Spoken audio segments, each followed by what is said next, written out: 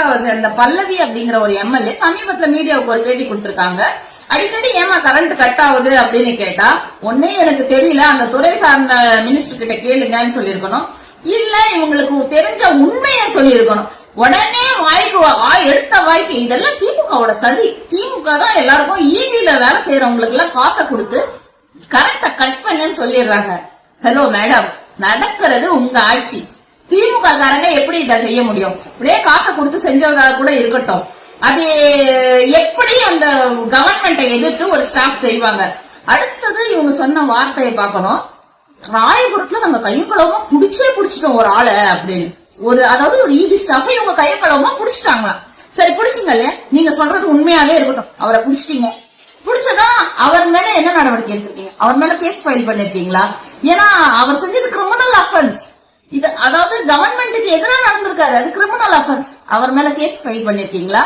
துறை ரீதியா அவர் மேல என்னென்ன நடவடிக்கை எடுத்திருக்கீங்க? அவனுக்கு காசு கொடுத்த திமுக காரன் எவன்? அவனை கூட்டிட்டு வந்து நிறுத்துங்க.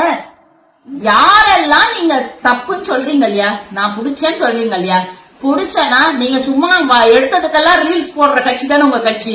இவனை கூட்டிட்டு வந்து ரீல்ஸ் போட வேண்டியது தானே, இவனை பிடிக்கும் போது ரீல்ஸ் போட வேண்டியது தானே. அப்படியே விட்டுடுவீங்களா? நீங்க இதெல்லாம் மட்டும் நீங்க வாய்க்கு வந்தது அப்படியே சொல்லிட்டு போயிடலாம். நீங்க என்ன பிளான் பண்றீங்கன்னா, அதாவது அண்ணன் வழியில் நீங்க பிளான் பண்ணிருக்கீங்க. இந்த 5 வருஷம் நம்ம ஓட்டி ஆகணும், நமக்கு ஒண்ணுமே தெரியாது.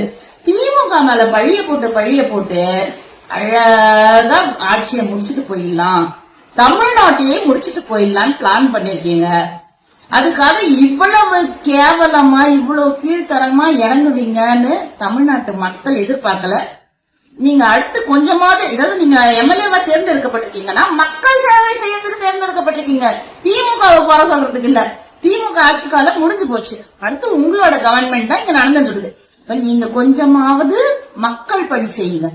இந்த மாதிரி ரீல்ஸ் போடுறதையும் தப்பா திமுகவை நீங்க பழி சொல்லியே காலத்தை ஓட்டுறதையும் நிறுத்திட்டு மக்கள் சேவையை ஆரம்பிங்க.